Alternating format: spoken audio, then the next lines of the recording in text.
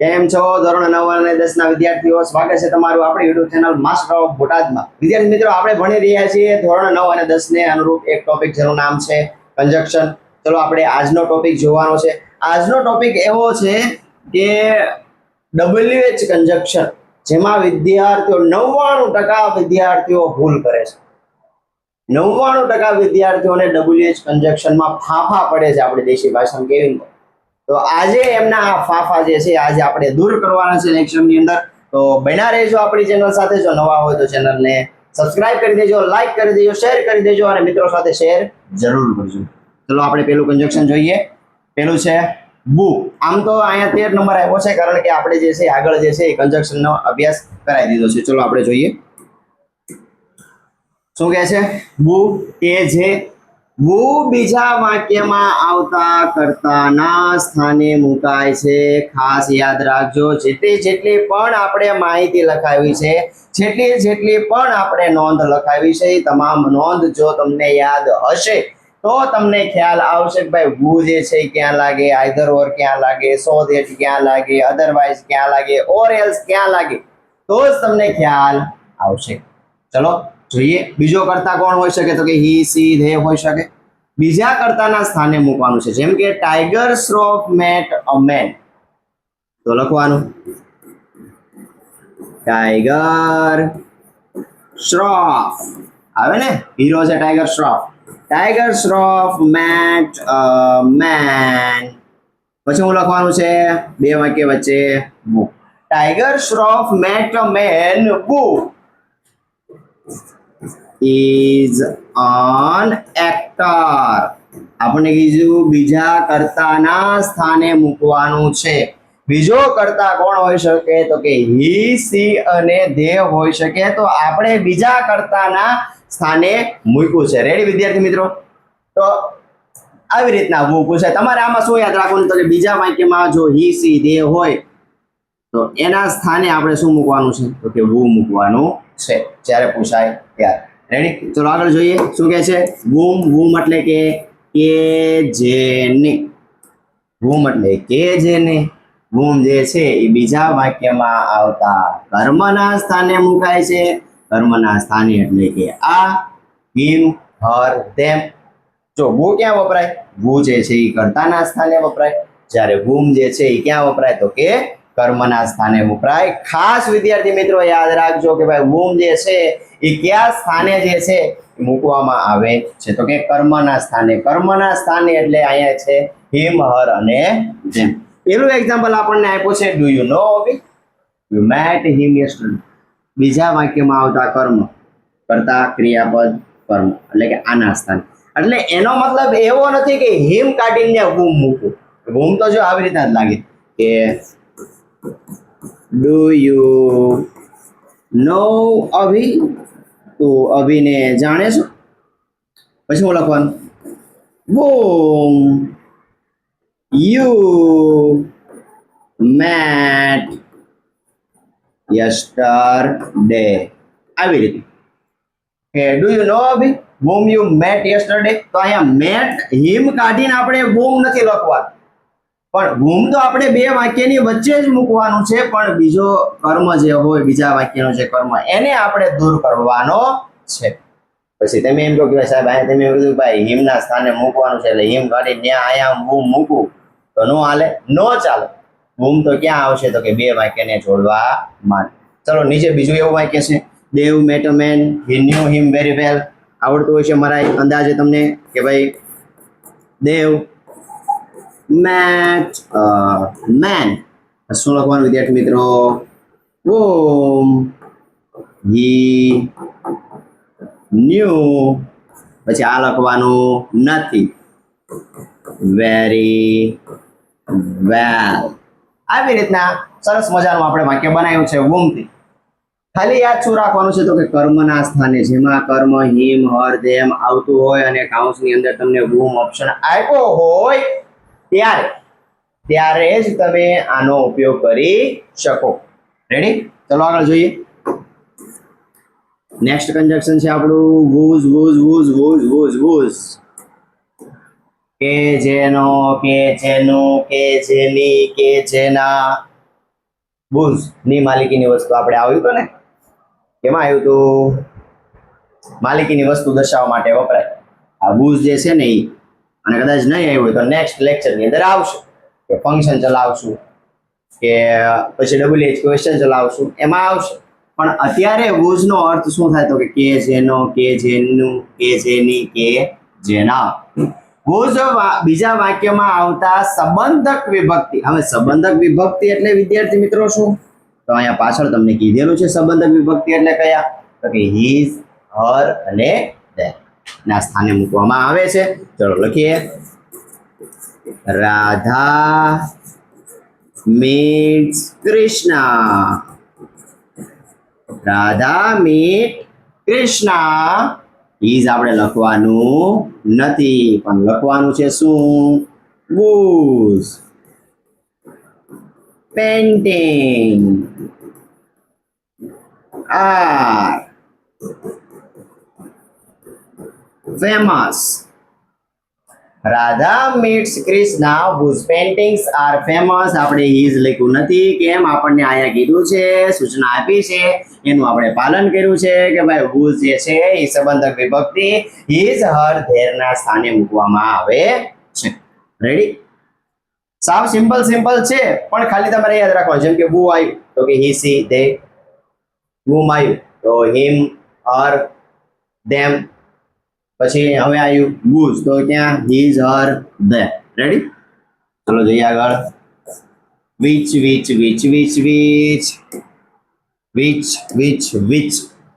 નિર્જીવ પ્રાણી માટે, નિર્જીવ વસ્તુ અથવા તો પ્રાણી માટે વપરાય છે. બીજા વાક્યમાં આવતા if ના સ્થાને પણ આવી શકે. માની લો કે વાક્યમાં જો તમને if આપેલું હોય તો એના સ્થાને પણ તમે મૂકી શકો. બાકી કેના માટે વપરાય છે? નિર્જીવ અને પ્રાણી માટે. જેમ કે આઈ હેવ અ ગેજેટ, લખવાનું I have a gadget. I have a gadget. પછી શું મૂકવાનું છે? which. હવે નિર્જીવ વસ્તુ છે એટલે આ નીકળી જાય. which is made in India. Ready? શું કીધું? which જે છે એ નિર્જીવ પ્રાણી માટે વપરાય છે. જ્યારે નિર્જીવ અથવા તો નિર્જીવ પ્રાણી તો ન કહેવાય, નિર્જીવ વસ્તુ કે પ્રાણી માટે વપરાય છે. રેડી? ચલો આગળ વધીએ. આગે बढ़िए.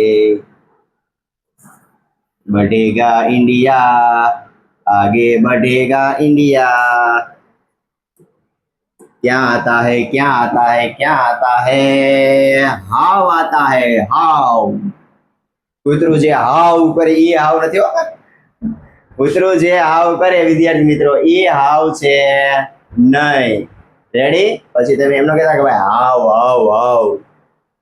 હાવ એટલે કેવી રીતના? શ્રદ્ધા doesn't know. she should solve the puzzle.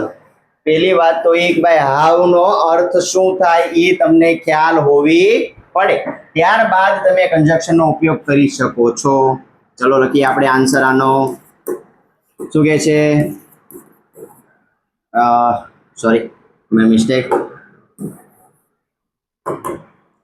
છોકરા એમ કહે છે સાહેબ તમે કેમ આજ આટલી બધી મિસ્ટેક કરો છો? પણ આજ સરે ચા પીતી નથી, ઘણા એમ કહે છે. શ્રદ્ધા ડઝન્ટ નો.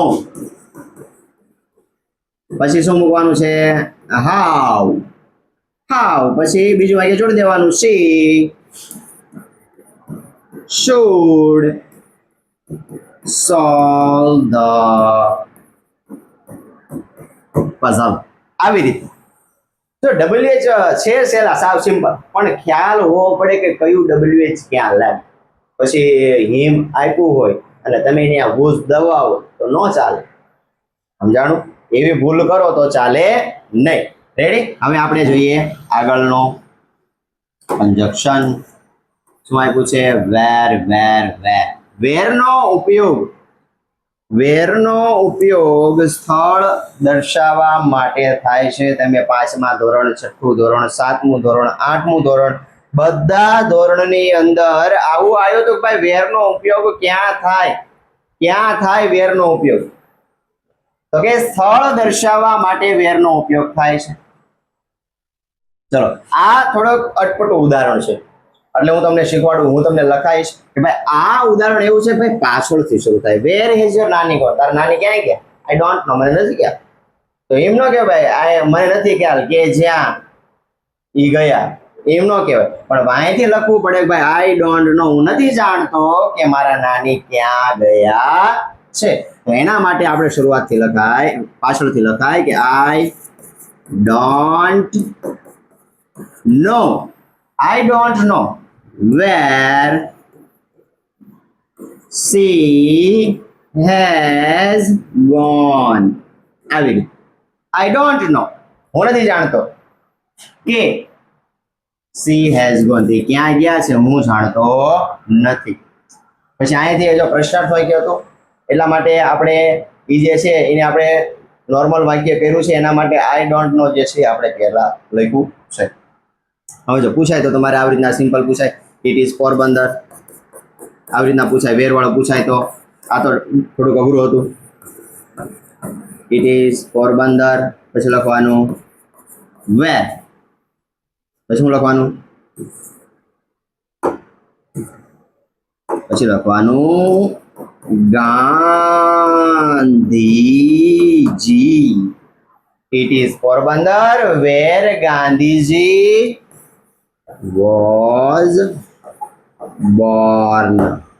હિયર લખશું નહીં, કારણ કે હિયર માટે તે કયું કન્જક્શન આવે?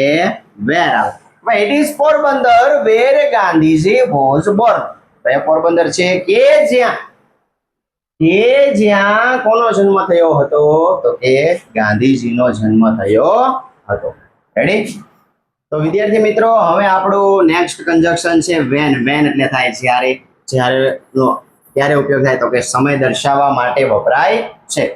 ખાસ યાદ રાખજો કે ભાઈ કયું કન્જક્શન શું દર્શાવે છે, એનો અર્થ શું થાય છે, તો તમને આવડશે. અને બીજું એ કે વાક્યનું ગુજરાતી આપણે પહેલા લેક્ચરમાં જ કીધું. ચલો, the bell રેંગ, the new lecture started, કે ભાઈ બેલ વાગ્યો અને નવો લેક્ચર શરૂ થયો. તો અહીંયા શરૂઆતમાં કન્જક્શન આવે ભાઈ when the bell રેંગ the new lecture started. આવી રીતના કે જ્યારે બેલ વાગ્યો ત્યારે નવો લેક્ચર શરૂ થયો. તો અહીંયા કન્જક્શન ને વેન ને આપણે ક્યાં મૂકવું? શરૂઆતમાં, કારણ કે સમય કીધું ને આપણે, સમય દર્શાવવા માટે વપરાય છે. પણ વિદ્યાર્થી મિત્રો તમારે જો વેન ન લખવું હોય તો તમે એઝ સૂન એઝ થી પણ વાક્ય બનાવી શકો, હાર્ડલી વેન થી વાક્ય બનાવી શકો. અને અહીંયા છે બીજું કયું કન્જક્શન છે? પ્લીઝ કમ ટુ, નહીં સોરી, એ તો બીજું છે. રેડી? એઝ સૂન એઝ થી વાક્ય બનાવી શકો. જો હાર્ડલી એને વાક્ય બનાવી શકો. અહીંયા એક્ઝામ્પલ આપ્યા છે ભાઈ as soon as the bell રેંગ the new lecture started. તમારે નથી પૂછાતું એઝ સૂન એઝ ને, એ નથી પૂછાતું તમારે, પણ અહીંયા જસ્ટ ફોર ઇન્ફોર્મેશન તમને આપ્યું છે. Hardly the bell રેંગ when the new lecture started. તો તમે એનો ઉપયોગ કરી શકો. રેડી? આપણે નેક્સ્ટ આપણું બીજું ઉદાહરણ જે છે એને આપણે જોઈએ.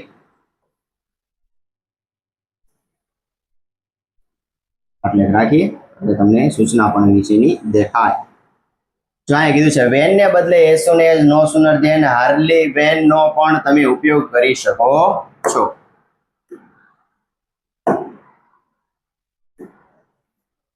ચલો, please come to meet me, you will get free.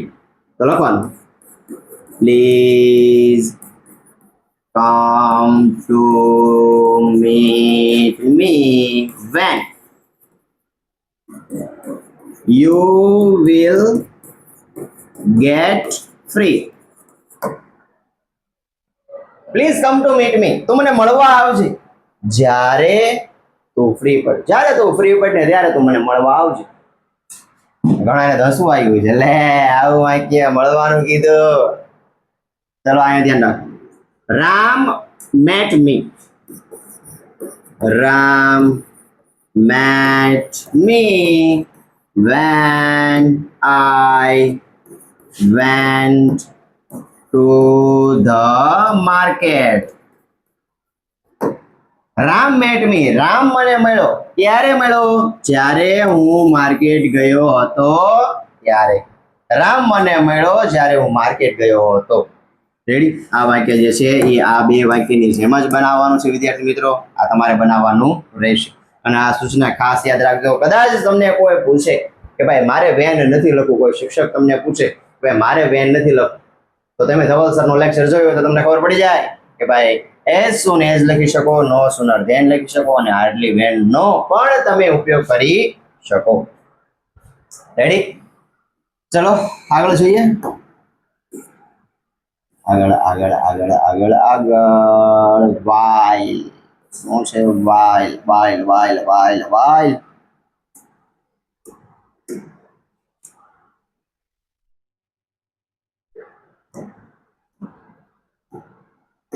while while એટલે ત્યારે.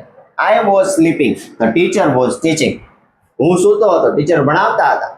આપણે એવું નથી છેલ્લી બેન્ચીસે બેઠા, અમુક તો હુવાદ આવે, અમુક તો હુવાદ આવે સ્પેશિયલ છેલ્લી બેન્ચીસે બેઠા હોય ને એનું ઊંઘ લેતા હોય.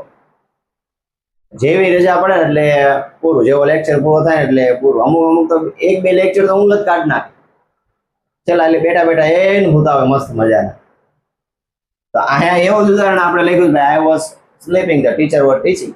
ટીચર તો ભણાવતા જ હોય, પછી કે મને આવડ્યું નહીં, મને આ વિષયમાં ખબર નથી પડતી. અંગ્રેજી બહુ અઘરું લાગે. પણ ડોબા તું જો તો તને લેક્ચર તારે જોવા નથી, લેક્ચર તારે ભરવા નથી, અને પછી તું કહે છે કે અઘરું લાગે છે, તો અઘરું લાગે જ ને. રેડી? ચલો જોઈએ. I was sleeping, I was sleeping. પછી શું લખવાનું છે? while. બે કંજક્શન ને જોડવા માટે, બે વાક્યને જોડવા માટે while the teacher was teaching. I was sleeping while the teacher was teaching. Ready? ચલો એવું ને એવું જ આ વાક્ય છે. my mother came in my room. મારા મમ્મી મારા રૂમમાં આવ્યા. I was reading. હું વાંચતો હતો. આવું આપણે બન્યું જ નહીં કોઈ દી. આવું આપણે કોઈ દી બન્યું જ નહીં કે મમ્મી રૂમમાં આવ્યો ને આપણે વાંચતા હોય. આપણે અતરંગી કંઈક કરતા હોય, વાંચતા હોય, બારી બારણા આ બધું.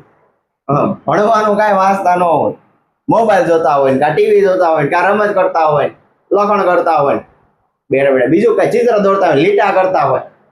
અમુક તો ખાલી આમ દેખાવા, મમ્મી પપ્પાને આમ સારું લાગે ને એટલે આમ ચોપડી લઈને બે, એટલે આમ મમ્મી પપ્પાને સારું લગાડવાનું. ડોબા એને ખબર પડી જ જાય છે જ્યારે રિઝલ્ટ આવે ત્યારે. આપણો ભીમો જે છે એ વાંચતો નહોતો. ચલો આગળ જોઈએ આપણે. My mother came in my room. પછી લખવાનું while I was reading. તો વચ્ચે વાય મૂકવાનું છે. ચલો આ વાક્ય તમારે હોમવર્કમાં રહેશે અને આ વાક્ય પણ તમારે હોમવર્કમાં રહેશે. આવી જ રીતના બનાવવાના છે. તો જલ્દીથી વાક્ય બનાવી નાખજો. કોમેન્ટમાં જો જવાબ તમને આવડતો હોય તો કોમેન્ટમાં જવાબ જણાવજો. આ બે વાક્યની જેમ જ તે સિસ્ટમ છે. રેડી? ચલો આપણે આગળ જોઈએ. હા, last conjunction of our topic છે why. શા માટે?